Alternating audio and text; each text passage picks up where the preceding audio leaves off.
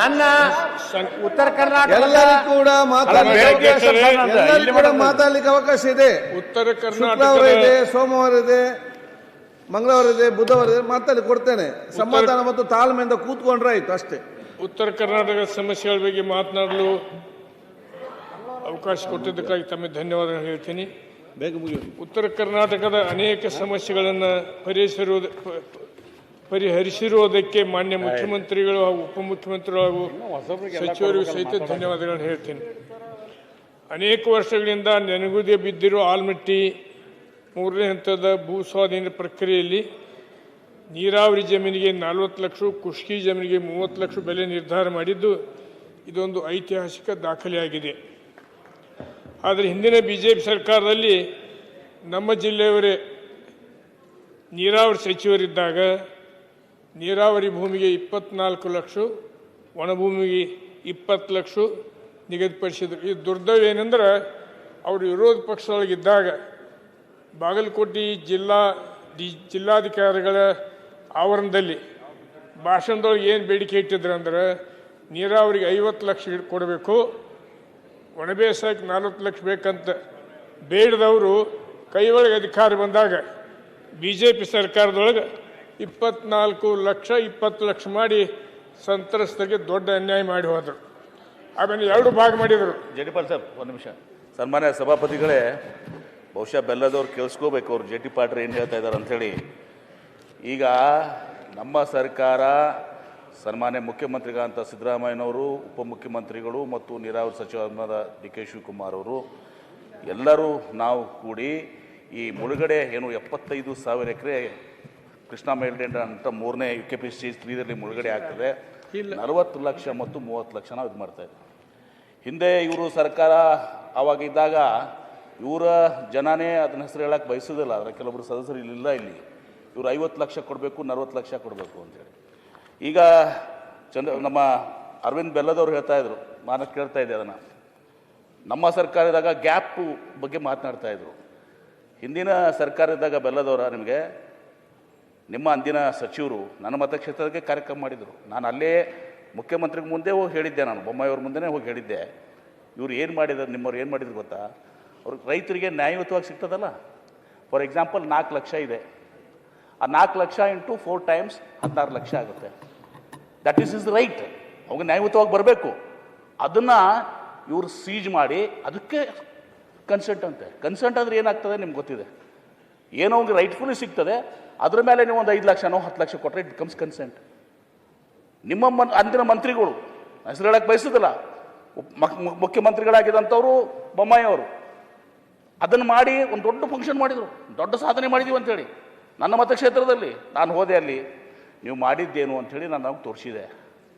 ಇದು ನನಗೆ ಗೊತ್ತಿರಲಿಲ್ಲ ಅಂತ ಹೇಳಿದ್ರು ಮುಖ್ಯಮಂತ್ರಿಗಳು. ಅಂದರೆ ರೈಟ್ಫುಲ್ ಏನು ಸಿಗ್ತದಲ್ಲ 4 ಟೈಮ್ಸು, ಆ ರೈತರಿಗೆ ಅದನ್ನು ಫ್ರೀಜ್ ಮಾಡಿದ್ರು. ಫ್ರೀಜ್ ಮಾಡಿ ನಾವು ಕನ್ಸೆಂಟ್ ಅಂತೆ ಏನಾದರೂ ಮಾಡಿದರೆ ಅದು ನಮ್ಮ ಮುಖ್ಯಮಂತ್ರಿಗೆ 40 ಲಕ್ಷ 30 ಲಕ್ಷ ಏನು ಮಾಡಿದ್ದೀವಲ್ಲ, this is consent, not that. ಈಗ ಅವಾಗಿನ ಟೈಮ್ದಾಗ 20 ಲಕ್ಷ ಮಾಡಿದ್ರು, 25 ಲಕ್ಷ 20 ಲಕ್ಷ ಮಾಡಿದ್ರು, 40 ಲಕ್ಷ 30 ಲಕ್ಷ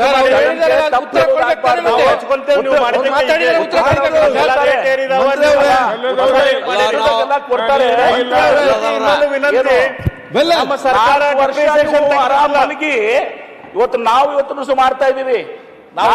ಏನೂ ಮಾಡಿಲ್ಲ ನೀವು, ಮಾತಾಡ್ದೆ ಇವತ್ತೊಂದು ದಿವಸ ಈಗ ಹೇಳ್ತೀರಿ UKP 3ನೇ ಹಂತಕ್ಕೆ ನಾವೆಲ್ಲ ಇದು ಮಾಡ್ತಾ ಇದೀವಿ ಅಂತೇಳಿ. ಮಿನಿಸ್ಟರ್ ಅವರೇ, ಆ GT ಪಾಟೀಲ್ ಮಾತಾಡಿ. ಈಡಾಗಿಲ್ಲ. GT ಪಾಟೀಲ್ ಅವರು ಮಾತಾಡಿ. ನಾನು ಈಡಾಗಿಲ್ಲ. ಸೇತು ಸೌದಿ ಅಲ್ಲ ಅಂದ್ರೆ ಮನೆ ಅಧ್ಯಕ್ಷರೇ ಮಾತಾಡಿ. ಮಾತಾಡಲ್ವಾ? ನಮ್ಮ ಸರ್ಕಾರ ಇದ್ದಾಗ ಆಯ್ತು ಮಾಡಿದ್ರಿ, ಇವ್ರ ಸರ್ಕಾರ ನಿಲ್ಲಿಸ್ಬಿಟ್ಟಾರ. ನಂತರ ಮಾತಾಡೋದು 2,000 ಕೋಟಿ ಮಾಡ್ಯಾರ, ನಾವು ಸ್ವಾಗತ ಮಾಡ್ತೀವಿ. ಅವರಿಗೆ ಅವ್ರು ಕೂಡಲಿಕ್ಕೆ ಆಯ್ತಪ್ಪ, ಆಯ್ತು ಸರಿ. ಏನ್ ಕೀರ್ತಿ ಅದು? ಅವಾಗ ಮೊದಲೆಲ್ಲ ಕೊಟ್ಟಿದ್ದು 1,40,40,000 ಕೊಟ್ರೆ ಇವ್ರು ಎಕರೆ. ಅದನ್ನೆಲ್ಲ ಲೆಕ್ಕ $2,000 ಕೋಟಿ ಲ್ಯಾಂಡ್ ಅಕ್ವಿಸಿಷನ್ ಹೋಗಿದ್ವಿ ಅದನ್ನ ರೊಕ್ಕ ಕೂಡ ಜಿ ಟಿ ಪಾಟೀಲ್ ಅವರು ಮಾತಾಡಿ. ಈಗ ಜೆಟಿ ನೀವು ಮಾತಾಡಿದ್ರೆ ಜೆಟಿ ಪಾಟೀಲ್ ಮಾತಾಡ್ತಾ ಇದಾರೆ, ಉತ್ತರದಲ್ಲಿ ಕೊಡ್ತೀವಿ ಎಲ್ಲಾನು. ಆಯ್ತು, ಸುದೀರ್ಘವಾಗಿ ಕೊಡ್ತೀವಿ. ಎಲ್ಲದವ್ರ ನಮ್ಮ ಸರ್ಕಾರ ಇದ್ದಾಗ ಡಿಪ್ರಿಸಿಯೇಷನ್ ತೆಗಿಲಾರ್ದ ನಿಮ್ಮ ಸರ್ಕಾರದ ಚರ್ಚೆ ಮಾತಾಡಿ ಅಲ್ಲಿ. ಮಂತ್ರಿ ಅವರೇ, ಹಿಂದೆ ನೀರಾವರಿ ಮಾಡಿದವನು ನಾನು ಕೂಡ ಡಿ ಕೆ ಶಿವಕುಮಾರ್ ಅವ್ರು ಸಾಕ್ ಬರ್ತೀವಿ, ನಾವೇ ಕೊಟ್ಟು ಸಂಪೂರ್ಣವಾಗಿ ನಿಮ್ಗೆ. ಮಂತ್ರಿ ಅವರೇ, ಜೆ ಟಿ ಪಾಟೀಲ್ ಇನ್ನೂ ಒಂದು ಮಾತಾಡ್ಲಿ. ಮತ್ತೆ ಈ ಬಾರಿ ಬಾಗಲಕೋಟೆ ಜಿಲ್ಲಾಧಿಕಾರಿ ಕಚೇರಿ ಮುಂದೆ ಸಂತ್ರಸ್ತರು ಸ್ಟ್ರೈಕ್ ಮಾಡ್ಲಕತ್ತಿದ್ರು. ಆ ಸಂದರ್ಭದಲ್ಲಿ ಇವತ್ತು ಹಾಲಿ ಲೋಕಸಭಾ ಸದಸ್ಯರು ಹೆಸರು ಹೇಳಬೇಡ ಸದನದೊಳಗೆ 24 ಲಕ್ಷಕ್ಕಿಂತಲೂ ಹೆಚ್ಚು ಏನಾದರೂ ಈ ಸರ್ಕಾರ ಬೆಲೆ ಮಾಡಿದ್ರೆ ಬಂಗಾರದ ಬಹುಮಾನ ಕೊಡ್ತಂತ ಹೇಳಿದ್ದಾರೆ. ಅದಕ್ಕೆ ದಯಮಾಡಿ ಅವ್ರಿಗೆ ಹೇಳ್ತೀನಿ, ನಾನು ಮುಖ್ಯಮಂತ್ರಿಗಳಿಗೆ, ಉಪಮುಖ್ಯಮಂತ್ರಿಗಳು, ನಮ್ಮೆಲ್ಲ ಸಚಿವರಿಗೆ ಬಂಗಾರದ ಬಹುಮಾನ ತಂದು ಕೊಡಬೇಕಂತ ಅವರಲ್ಲಿ ವಿನಂತಿ ಮಾಡ್ಕೋತೀನಿ. ನಾನು ಬೆಲ್ಲದವ್ರು ಮಾತಾಡೋತ್ನಾಗ ಹೇಳಿದರು 79,000 ಕೋಟಿ ರೂಪಾಯಿ ನೀರಾವರಿ ಕೊಟ್ಟಿವಿ ಅಂತ ಹೇಳಿದ್ರಿ. ಎಲ್ಲೆಲ್ಲಿ ಖರ್ಚು ಮಾಡಿದಿರಿ ಅದರ ಲೆಕ್ಕ ಕೊಡಬೇಕತ್ತೇನೋ ಅಂತ ಮಾತನ್ನು ಹೇಳಿ 2008ರಿಂದ 2013, 2018ರಿಂದ 2023ವರೆಗೆ ನೀವು 10 ವರ್ಷ ಸತತವಾಗಿ ನೀವೇ ಅಧಿಕಾರ ಮಾಡಿದ್ದೀರಿ. ಒಂದೇ ಒಂದು ಎಕರೆ ಅಕ್ವಿಷನ್ ಮಾಡ್ಕೊಂಡಿಲ್ಲ ಇವರು. ಯಾವುದೇ ಸಂತ್ರಸ್ತರಿಗೆ ಇವರಿಂದ ನ್ಯಾಯ ಸಿಕ್ಕಿಲ್ಲ. ಇವತ್ತು ನಮ್ಮ ಸರ್ಕಾರ ಮಾಡ್ತಾ ಇದೆ. ಆಮೇಲೆ ಒಂದು 4 ವರ್ಷದ ಪೇಡ್ ಹಾಕ್ಕೊಂಡು ಕಂಪ್ಲೀಟ್ ಮಾಡ್ತು ಅಂತ ಹೇಳಿದ್ದಾರೆ. ಫೈನಾನ್ಸ್ ಡಿಪಾರ್ಟ್ಮೆಂಟಿನ ಅಪ್ರೂವಲ್ ತೊಗೊಂಡು ಘೋಷಣೆ ಮಾಡಿದ್ದಾರೆ. ಅದಕ್ಕೆ ಇವ್ರದ್ದು ರೈತರ ಬಗ್ಗೆ ಎಷ್ಟು ಕಾಳಜಿ ಇದೆ. ಮೊಸಳೆ ಕಣ್ಣೀರು ಆಗಬಾರ್ದು, ನಿಜವಾದ ಕಣ್ಣೀರು ಸುರಿಸ್ರಿ, ಮೊಸಳೆ ಕಣ್ಣೀರನ್ನು ಸುರಿಸಬೇಡ ಅನ್ನುವಂಥ ವಿಚಾರ ನಿಮ್ಮ ಮುಂದೆ ಹೇಳಿಕ್ಕೆ ಇಚ್ಛೆ ಮಾಡ್ತೀನಿ ನಾನು. ಆಮೇಲೆ ಕಬ್ಬಿನ ಸಮಸ್ಯೆ, ಇವತ್ತು ಇವೆಲ್ಲ ಕಬ್ಬಿನ ಸಮಸ್ಯೆ ಇರ್ಬೋದು, ಮೆಕ್ಕೆಜೋಳ ಸಮಸ್ಯೆ ಇರ್ಬೋದು. ಆಗ್ಲಿಕ್ಕೆ ಕಾರಣ ಏನು? ಕಳೆದ 50 ವರ್ಷದಲ್ಲಿ ಆಗಲಾರ್ದಷ್ಟು ಮಳೆ ಆಯಿತು. ಇದರಿಂದ ಮನೆ ಹಾನಿಯಾದು, ಆನಂತರ ಪ್ರಾಣ ಹಾನಿಯಾಯಿತು, ಜಾನುವಾರುಗಳ ಹಾನಿಯಾದು. ಇದ್ರ ಜೊತೆಗೆ ಕಬ್ಬು ಮತ್ತು ಮೆಕ್ಕೆಜೋಳದ ಇಳುವರಿನೂ ಜಾಸ್ತಿ ಆಯಿತು. ಹೀಗಾಗಿ 54 ಲಕ್ಷ ಟನ್ ಇವತ್ತು ಮೆಕ್ಕೆಜೋಳ ಉತ್ಪಾದನೆ ಆಗಿದೆ. 7 ಕೋಟಿ ಲಕ್ಷ ಟನ್ ಕಬ್ಬು ಉತ್ಪಾದನೆ ಆಗ್ತಾ ಇದೆ. ಈ ದೃಷ್ಟಿಯೊಳಗೆ ಇಟ್ಕೊಂಡು ಹೋರಾಟ ಮಾಡಿರ್ಬೋದು ರೈತರು. ಆದರೆ ನಾ ಕೇಳ್ತೀನಿ, ಯಾರು ಸಮಸ್ಯೆ ಬಗೆಹರಿಸಬೇಕು? ಸಮಸ್ಯೆ ಬಗೆಹರಿಸೋರನ್ನ ಹೋಗಿ ಆ ಇವರು ರೈತರ ಜೊತೆಗೆ ಭಾಗಿಯಾಗಿ ಹುಟ್ಟುಹಬ್ಬ ಆಚರಣೆ ಮಾಡಿಕೊಂಡ್ರಂದ್ರೆ ಕಾಯೋರು ಯಾರು? ಕಾಯೋರು ಯಾರು ಹೇಳಿ ನೋಡುನು. ಅದಕ್ಕೆ ಇದು ಆಗಬಾರ್ದು. ಕೇವಲ ರಾಜಕೀಯ ದೃಷ್ಟಿಯಿಂದ ಇಲ್ಲಿ ಮಾತಾಡಬಾರ್ದು. ಯಾರು ಮಾತಾಡಿದರು ಒಳ್ಳೆಯ ಒಂದು ವಿಚಾರಗಳನ್ನ ಇಟ್ಕೊಂಡು ಮಾತಾಡೋದಕ್ಕೊಂದು ಬೆಲೆ ಇರ್ತೈತೆ ಅನ್ನುವಂಥ ಮಾತನ್ನು ಸಹಿತ ನಿಮ್ಮ ಗಮನಕ್ಕೆ ತರಲಿಕ್ಕೆ ಇಚ್ಛೆ ಮಾಡ್ತೀನಿ ನಾನು. ಯಾಕಂದ್ರೆ ರೈತರು ಆಕ್ರೋಶಿಸಿದಾಗ ಅದಕ್ಕೆ ಬೆಂಕಿ ಹಚ್ಚಿದ್ರು ಎಷ್ಟೋ ಟ್ರ್ಯಾಕ್ಟರ್ಗಳಿಗೆ. ಯಾರು ಕಾರಣರು? ಅವರು ಪ್ರಚೋದನೆ ಕೊಟ್ಟವ್ರು ಯಾರು? ಅವ್ರು ದುಡಿ ಹೋಗಿ ಮಲ್ಕೊಂಡವ್ರು ಯಾರು? ಇದನ್ನು ಇವತ್ತು ಸದನ ವಿಚಾರ ಮಾಡಬೇಕೈತೆ ಅನ್ನುವಂಥ ಮಾತನ್ನು ಹೇಳ್ತೀನಿ. ಆಮೇಲೆ ಸನ್ಮಾನ್ಯ ಮುಖ್ಯಮಂತ್ರಿಗಳು ಪ್ರಧಾನಮಂತ್ರಿಗಳಿಗೆ ಭೇಟಿಯಾಗಿ ವಿನಂತಿ ಮಾಡಿಕೊಂಡ್ರು. ಇವತ್ತು MSP ಮತ್ತು FRP ಬೆಲೆ ನಿಗದಿ ಮಾಡೋರು ಯಾರು? 2019 ನಂತರ ಇಲ್ಲಿಯವರೆಗೆ MSP ರೇಟ್ ಜಾಸ್ತಿ ಆಗಿಲ್ಲ. ಆಮೇಲೆ ಇದರಿಂದ ಏನಾಗಿದೆ ಅಂದರೆ ರೈತರು ತೊಂದರೆಗೆ ಬಂದಿದ್ದಾರೆ. ಸಕ್ಕರೆ ಕಾರ್ಖಾನೆ ಇದೇ ಒಂದು ನಿಷ್ಕ್ರಿಯ ವಿಚಾರವನ್ನು ಇಟ್ಕೊಂಡು ರಾಜ್ಯಕ್ಕೆ ಅನ್ಯಾಯ ಮಾಡಬೇಕು ಅನ್ನೋಂಥ ದೃಷ್ಟಿಕೋನ ಇಟ್ಕೊಂಡು ಏನಾದರೂ ಆಯ್ತಂದ್ರೆ ಯಾವ ರೀತಿ ಟೆಕ್ಸ್ಟೈಲ್ ಇಂಡಸ್ಟ್ರಿಗಳು, ಸ್ಪಿನ್ನಿಂಗ್ ಮಿಲ್ಗಳು ಸಂಪೂರ್ಣ ಬಂದಾಗಿದ್ದಾವೆ ನಮ್ಮ ರಾಜ್ಯದೊಳಗೆ, ಅದೇ ರೀತಿ ಇನ್ನು 2-3 ವರ್ಷದೊಳಗೆ ಸಕ್ಕರೆ ಕಾರ್ಖಾನೆ ಪರಿಸ್ಥಿತಿನೂ ಬಂದಾಗುವಂಥ ಸ್ಥಿತಿಗೆ ಬರ್ತೈತಿ. ಆಂಧ್ರದೊಳಗೆ ಸಕ್ಕರೆ ಕಾರ್ಖಾನೆ ಇಲ್ಲ. ಇವತ್ತು ತಮಿಳ್ನಾಡು ಕೇವಲ ಒಂದು 2-3 ಕಾರ್ಖಾನೆ ಅಷ್ಟೇ ನಡೀತಾವೆ. ಇಲ್ಲಿ ಸಹಿತ ಕೀಲಿ ಹಾಕುವಂಥ ಸ್ಥಿತಿಗೆ ಬರಬಾರ್ದು ಅನ್ನುವಂಥ ವಿಚಾರವನ್ನು ಹೇಳಿಕ್ಕೆ ನಾನು ಇಚ್ಛೆ ಮಾಡ್ತೀನಿ.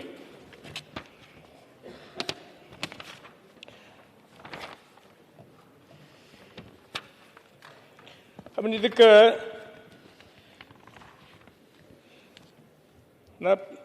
ಈಗಿದ್ದಾಗ ತಾವು ವಿರೋಧ ಪಕ್ಷದವರು ಒಳ್ಳೆಯ ಪಾಸಿಟಿವ್ ಸಲಹೆಗಳನ್ನು ಕೊಟ್ಟು ರೈತರ ಸಮಸ್ಯೆಗಳನ್ನ ಬಗೆಹರಿಸಲಿಕ್ಕೆ ನೀವು ಕೊಟ್ಟರೆ ಅಂದ್ರೆ ಅದಕ್ಕೊಂದು ಬೆಲೆ ಇರ್ತೈತಿ ಅನ್ನುವಂಥ ಮಾತನ್ನು ಹೇಳಿಕ್ಕೆ ಇಚ್ಛೆ ಮಾಡ್ತೀನಿ. ಕೊಲ್ಲುವವರೇ ಕಾಯುವುದು ಆಗಲು ಸಾಧ್ಯವೇ ಅನ್ನುವಂಥ ಪ್ರಶ್ನೆಯನ್ನು ಕೇಳ್ಬೇಕತ್ ನಾನು. ಯಾರ ಕೈ ಒಳಗೆ ಒಂದು ಅಧಿಕಾರ ಇದೆ ತಾವು ಒಟ್ಟು ನಾವು ವಿರೋಧ ಪಕ್ಷದ ನಾಯಕರಿಗೆ ವಿನಂತಿ ಮಾಡ್ಕೋತೀನಿ ನಾನು, ಹೋಗ್ರಿ ಡೆಲ್ಲಿಗೆ ಹೋಗ್ರಿ, MSP FRP ಹೆಚ್ಚು ಮಾಡಲಿಕ್ಕೆ ಇದನ್ನು ಮಾಡಿರಿ. ಅದೇ ರೀತಿ ಒಳಗೆ ಆಲ್ಮಟ್ಟಿ ಯೋಜನೆ ಮುಗಿಸ್ಲಿಕ್ಕೆ ನಿಮ್ಮ ಕೈ ಜೋಡಿಸ್ರಿ, ಕಳಸಾ ಬಂಡೂರಿ ನಾಲೆ ಯೋಜನೆ ಮುಗಿಸ್ಲಿಕ್ಕೆ ಕೈ ಹಚ್ಚಿರಿ, ಮಹದಾಯಿ ಯೋಜನೆ ಅದು ನಿಮ್ಮ ಕೈಯೊಳಗಿದೆ, ಅಲ್ಲಿ ಬಿಡ್ತೀರಿ. ಒಂದು ಮಾತುಕ್ಕೆ ಈ ಸಂದರ್ಭದೊಳಗೆ ಕಡಾಡಿ ಅವ್ರ ಬಗ್ಗೆ ನಾವು ಸ್ವಾಗತ ಮಾಡ್ಕೋತೀನಿ. ರಾಜ್ಯಸಭಾ ಮೆಂಬರ್ BJP ಅವರು ಇದ್ರು ಸಹಿತ ಮೊನ್ನೆ ಲೋಕಸಭೆ ಒಳಗೆ ಈ MSP ಮತ್ತು FRP ಬೆಲೆ ಬಳಿ ಚರ್ಚೆ ಮಾಡಿದರೆ ಅವ್ರು BJP ಅವರು ಇದ್ರು ಸಹಿತ ಅದನ್ನು ಸ್ವಾಗತ ಮಾಡ್ಕೋತೀನಿ ಅನ್ನೋಂಥ ಮಾತನ್ನು ನಾನು ಹೇಳಿಕ್ಕೆ ಇಚ್ಛೆ ಮಾಡ್ತೀನಿ.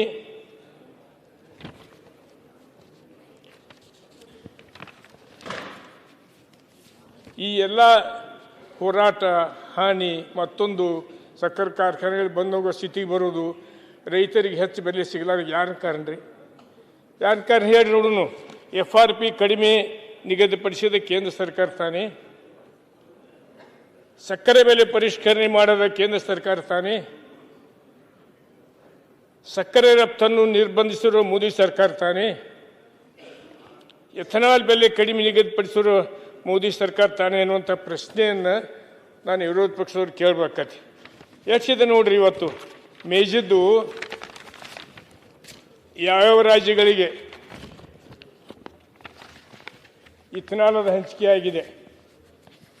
ಆಂಧ್ರ ಪ್ರದೇಶದೊಳಗೆ 1,43,000 ಎಕರೆ ಮೇಜ್ ಇದ್ದರೆ ಅಲ್ಲಿ ಉತ್ಪಾದನೆ 6,08,000 ಟನ್ನು ಮೆಟ್ರಿಕ್ ಟನ್ನು. ಅಲ್ಲಿ ಎಥನಾಲ್ ಹಂಚಿಕೆ 26.50%. ಬಿಹಾರದೊಳಗೆ 1,97,000 ಹೆಕ್ಟೇರ್ನೊಳಗೆ ಮೇಜ್ ಬೆಳೆದಿದ್ರೆ ಅಲ್ಲಿ ಉತ್ಪಾದನೆ ಆದದ್ದು 5,33,000 ಟನ್ನ, ಅವ್ರಿಗೆ ಹಂಚಿಕೆ ಆದದ್ದು 25.17%. ಗುಜರಾತ್ ಒಳಗೆ 1,83,000 ಎಕರೆ ಅಷ್ಟೇ ಅಲ್ಲಿ ಬಿತ್ತನೆ ಆಗಿದೆ, ಉತ್ಪಾದನೆ ಆದದ್ದು ಕೇವಲ 3,29,000 ಟನ್ನ, ಅಲ್ಲಿ ಪರ್ಸೆಂಟೇಜ್ ಕೊಟ್ಟಿದ್ದು 27.30%. ಸ್ವಾಮಿ ನಮ್ಮದು ಉತ್ತರ ಪ್ರದೇಶದೊಳಗೆ 5.58 ಲಕ್ಷ ಹೆಕ್ಟೇರ್ನಲ್ಲಿ ಬೆಳೆದಿದ್ರೆ ಉತ್ಪಾದನೆ ಆದದ್ದು 12,22,000 ಟನ್ನು, ಅಲ್ಲಿ 69.49% ಕೊಟ್ಟಿದ್ದಾರೆ. 69.49% ಕೊಟ್ಟಿದ್ದಾರೆ. ನಮ್ಮ ತೂರಿ ಕರ್ನಾಟಕದ್ದು ನಾವು 17,64,000 ಹೆಕ್ಟೇರ್ನಲ್ಲಿ ಉತ್ಪಾದನೆ ಮಾಡಿ 54.5 ಲಕ್ಷ ಮೆಟ್ರಿಕ್ ಟನ್ಗಳಲ್ಲಿ ಉತ್ಪಾದನೆ ಆಗಿದೆ. ನಮಗೆ ಹಂಚಿಕೆ ಆದದ್ದು ಕೇವಲ 26.55%. ಇದೇ ಕಾರಣ ಇವತ್ತು ರೈತರು ತೊಂದರೆ ಅನುಭವಿಸುತ್ತಿರುವುದು, ಕಬ್ಬಿನ ರೈತರು ತೊಂದರೆ ಅನುಭವಿಸ್ಲಿಕ್ಕೆ ಹತ್ತಿದ್ದಾರೆ. ಇವಕ್ಕೆಲ್ಲ ಯಾಕೆ ಹೇಳಂಗಿಲ್ಲ ನೀವು? ನಿಮ್ಮ ಕೈಯೊಳಗಿದೆ. ದಯಮಾಡಿ ನಾನು ವಿರೋಧ ಪಕ್ಷದ ನಾಯಕರು ಕೇಳ್ತೀನಿ, ನಿಮ್ಮ ಸಾಯಿಲೆ ಅಂದರೆ ತಮ್ಮ ಸಾಯ್ತಾನೆ ಅಂತ.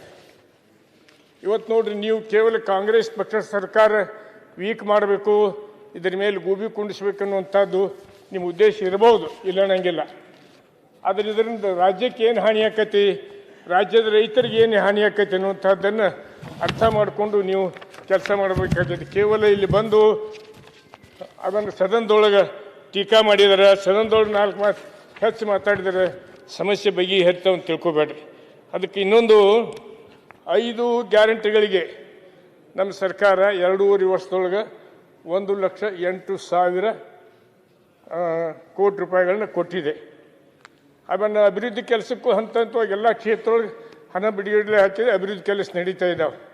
ಇವತ್ತು ಲೋಕೋಪಯೋಗಿ ಇಲಾಖೆ ಇರ್ಬೋದು, ಸಣ್ಣ ನೀರಾವರಿ ಇರ್ಬೋದು, ನಮ್ಮ ಪ್ರಾಥಮಿಕ ಮತ್ತು ಪ್ರೌಢ ಶಿಕ್ಷಣ ಇಲಾಖೆ ಮುಖಾಂತರ ಜನರಿಗೆ ಸ್ವಲ್ಪ ಸಮಾಧಾನ ತಂದಿದೆ. ಆದರೆ ಇವತ್ತು ಇವು ಸರ್ಕಾರದೊಳಗೆ ನಮ್ಮ ಮೇಲೆ ಬಿಟ್ಟು ಹೋದದ್ದು ಸಾಲ ಎಷ್ಟು ಗೊತ್ತಂದ್ರೆ 2,72,000 ಕೋಟಿ ರೂಪಾಯಿ ಸಾಲ ಬಿಟ್ಟು ಹೋಗಿದ್ದಾರೆ ನಮ್ಮ ಮೇಲೆ, ನಮ್ಮ ಸರ್ಕಾರದ ಮೇಲೆ. ಆಮೇಲೆ 77,000 ಕೋಟಿ ರೂಪಾಯಿದ್ದು ಟೆಂಡರ್ ಕರೆದಿದ್ದಾರೆ, ಟೆಂಡರ್ ಮಂಜೂರು ಮಾಡಿದ್ದಾರೆ, ಕಾಂಟ್ರಾಕ್ಟ್ರ್ ಫಿಕ್ಸ್ ಮಾಡಿದ್ದಾರೆ, ಒಂದು ಪೈಸಾನು ಇಟ್ಟಿಲ್ಲ. ಇವತ್ತು ಒಟ್ಟಾರೆ ಏನಾಯ್ತು ಅಂದರೆ 3.5 ಲಕ್ಷ ಕೋಟಿ ಹಣದ ಜವಾಬ್ದಾರಿ ನಮ್ಮ ಸರ್ಕಾರ ಇವತ್ತು ಹೊತ್ತುಕೊಳ್ಳುವಂಥ ಸ್ಥಿತಿ. ಏನು ಅವರಿದ್ದಾಗೆ ಏನೂ ಗಂಟು ಮುಟ್ಟಿ ಕಟ್ಟಿಲ್ಲ, ಟೀಕಾ ಮಾಡೋರು ಕಾಂಗ್ರೆಸ್ಸಿನಲ್ಲಿ. ಇವತ್ತು 10 ವರ್ಷ ಇತ್ತಲ್ಲ ಅವ್ರದ್ದು ಅಧಿಕಾರ, ಯಾಕೆ ಈ ಆಲಮಟ್ಟಿ ಯೋಜನೆ ಬಗ್ಗೆ ವಿಚಾರ ಮಾಡಬಾರ್ದು? ಇವತ್ತು ನಮ್ಮ ಸಿದ್ದರಾಮಯ್ಯವ್ರು ಹೋದ 5 ವರ್ಷ ಇದ್ದರು, ಈಗ 2.5 ವರ್ಷ ಇದ್ದಾರೆ. 7 ವರ್ಷದೊಳಗೆ ಮತ್ತು ಚುನಾವಣೆ ಪ್ರಣಾಳಿಕೆ ಹಾಕ್ಕೊಂಡು ಈಗಾಗಲೇ ಪ್ರಕ್ರಿಯೆ ಪ್ರಾರಂಭ ಆಗಿದೆ. ನನ್ನ ಅಂದಾಜು ಈ ವಾರದೊಳಗೆ ಪೇಮೆಂಟ್ ಸ್ಟಾರ್ಟ್ ಆಗ್ತೈತಿ ರೈತರಿಗೆ. ಅಧ್ಯಕ್ಷರೇ ನಾ ಈಡಾಗಿಲ್ರಿ 50 ವರ್ಷ ಕಾಂಗ್ರೆಸ್ ಕರ್ನಾಟಕ ಯೂರಿಯಾ ಕಾಲಮಟ್ಟಿ ಮುಗಿಸಲಿಲ್ಲ. 50 ವರ್ಷ ಬಿಜೆಪಿ ಬರೀ 10 ವರ್ಷ, ಕಾಂಗ್ರೆಸ್ 50 ವರ್ಷ ಆದ್ರೂ ಆಲ್ಮಟ್ಟಿ ಮತ್ತೆ ಮಾತಾಡ್ಲಿಕ್ಕೆ ಅವಕಾಶ ಕೊಡುವ ಮೇಲೆ ಆಣೆ 50 ವರ್ಷ ಬಿಜೆಪಿ ಅವರಲ್ಲ. ಆಯ್ತು, ಜಿ ಟಿ ಪಾಟೀಲ್ ಅಲ್ಲಿಗೆ ನೀವು ಉತ್ತರ ಕೊಡ್ತೀನಿ. ಇರ್ಲಿ ಗೆಳೆಯರು ಅದಕ್ಕಾಗಿ ಅವ್ರ ಕಡೆ ಅವ್ರು ತುಂಬಾ ಹೇಳ್ತಾರೆ. ಪರವಾಗಿಲ್ಲ. ಹಾ, ನಮ್ದು ಅವ್ರದ್ದು ಪ್ರೀತಿ ಇದೆ. ಅದಕ್ಕೆ ಅಸೆಂಬ್ಲಿ ಹೊರಗಡೆ ಬಿಜೆಪಿ ಅದಕ್ಕೆ ಇವತ್ತು ನಾ ಕೇಳ್ತೀನಿ ಅಶೋಕ್ ಮಾನ್ಯ ವಿರೋಧ ಪಕ್ಷ ನಾಯಕರು ಅಶೋಕ್ ಅವರಿಗೆ, ಅರವಿಂದ್ ಬೆಲ್ಲದ್ ಅವರಿಗೆ, ವಿಜಯೇಂದರ್ ಅವರಿಗೆ, ಎಲ್ಲ ನಾಯಕರಿಗೆ ಕೇಳ್ತೀನಿ, ನೀವು ನಿಮ್ಮ ಕೈಯೊಳಗಿದೆ ಇವತ್ತು, ನೀವು ಅದನ್ನು ಶಬಾಸ್ಗಿರಿ ತಗೊಳ್ರಿ. ಹೋಗಿ ಆಲ್ಮಟ್ಟಿದು ನೋಟಿಫಿಕೇಶನ್ ಮಾಡಿ ಸರ್, ಕಳಸಾ ಬಂಡೂರಿಗೆ ಪರ್ಮಿಷನ್ ಕೊಡಿ ಸರ್. ನೋಟಿಫಿಕೇಶನ್ ಮಾಡಕ್ ಬರ್ತದೆ, ಸುಳ್ಳು ಏನ್ರಿ? ನೀವ್ಯಾಗ ಉತ್ತರ ಕಂಟಿನ್ಯೂ. ಜಿ ಟಿ ಪಾಟೀಲ್ ನೀವು ಕಂಟಿನ್ಯೂ ಮಾಡಿ ಉತ್ತರ ರಗಡೆ ಮಾತಾಡಿದ್ದು ನನಗೆ ಜಿ ಟಿ ಪಾಟೀಲ್ ಅವರೇ ಮಾತಾಡಿಲ್ಲ. ಜಿ ಟಿ ಪಾಟೀಲ್ ಕೇಳ್ರಿ ನೀವು ಜಿ ಟಿ ಪಾಟೀಲ್ ಅವರೇ ನೀವು ಕಂಟಿನ್ಯೂ ಮಾಡಿ, ಯಾರಿಗೆ ಉತ್ತರ ಕೊಡಬೇಡಿ. ಅದಕ್ಕೆ ಕಳಸಾ ಬಂಡೂರಿ ಇರ್ಬೋದು, ಮಹದಾಯಿ ಇರ್ಬೋದು, ಆಮೇಲೆ ಆಲ್ಮಟ್ಟಿ ಇರ್ಬೋದು, ಇವಕ್ಕೊಂದು ಹಾದಿ ತೋರಿಸ್ರಿ. ಕೇವಲ ರಾಜಕಾರಣ ಮಾಡಿ ದೇಶದೊಳಗೆ ಯಾವುದೇ ರಾಜ್ಯ ಹಿಂದುಳಿತು ಅಂದ್ರೆ ಅದ್ರ ಜವಾಬ್ದಾರಿ ಕೇಂದ್ರ ಸರ್ಕಾರ ಹೊತ್ಕೋಬೇಕತ್ತೆ. ಮಲ್ತಾಯಿ ಧೋರಣೆ ಮಾಡಿದರೆ ಅಂದ್ರೆ ಏನು ಮಾಡಬೇಕು? ಇವತ್ತು ಜಿ ಎಸ್ ಟಿ ಒಳಗೆ ಯಾವ ರೀತಿ ಅನ್ಯಾಯ ಆಗ್ತಾ ಇದೆ, ನಮ್ಮಿಂದ ಎಷ್ಟು ಹೋಗ್ತೈತಿ, ನಮಗೆ ಎಷ್ಟು ಬರ್ತೈತಿ. ಆಮೇಲೆ ಬರಗಾಲದ ಇದಕ್ಕೆ ದುಡ್ಡು ಬರಲಿಲ್ಲ, ಅತಿವೃಷ್ಟಿ ದುಡ್ಡು ಬರಲಿಲ್ಲ, ಎಷ್ಟು ಪ್ರಮಾಣದಲ್ಲಿ ಬರಬೇಕು ಕೊಟ್ಟಿಲ್ಲ. ಬೇರೆ ರಾಜ್ಯಗಳು ಯಾವ ರೀತಿ ಕೊಟ್ಟಿದ್ರೆ ಅದನ್ನು ತುಲನೆ ಮಾಡಿ ನೋಡಿ. ಇದಾಗಬಾರ್ದು. ಇವತ್ತು ಯಾವುದೇ ಜನತಾಪರ ಸರ್ಕಾರ, BJP ಇರಲಿ ಕಾಂಗ್ರೆಸ್ ಇರಲಿ, ಯಾರು ಜನಪರ ಕಾಳಜಿ ಇರ್ತೈತಿ, ದೇಶದ ಬಗ್ಗೆ ಅಭಿವೃದ್ಧಿ ಇರ್ತೈತಿ, ರಾಜ್ಯದ ಬಗ್ಗೆ ಅದಕ್ಕೆ ಜನತಾ ಸರ್ಕಾರ ಅಂತಾರೆ. ಇದಕ್ಕೆ ಜನತಾ ಸರ್ಕಾರ ಅಂತ ಕರೀಲಿಕ್ಕೆ ಸಾಧ್ಯ ಇಲ್ಲ. ಇದನ್ನು ಅರ್ಥ ಮಾಡ್ಕೋಬೇಕು, ಎಲ್ಲರೂ ಅರ್ಥ ಮಾಡ್ಕೋಬೇಕು ಅನ್ನುವಂಥ ಮಾತನ್ನು ಹೇಳೋದ್ರ ಮುಖಾಂತರ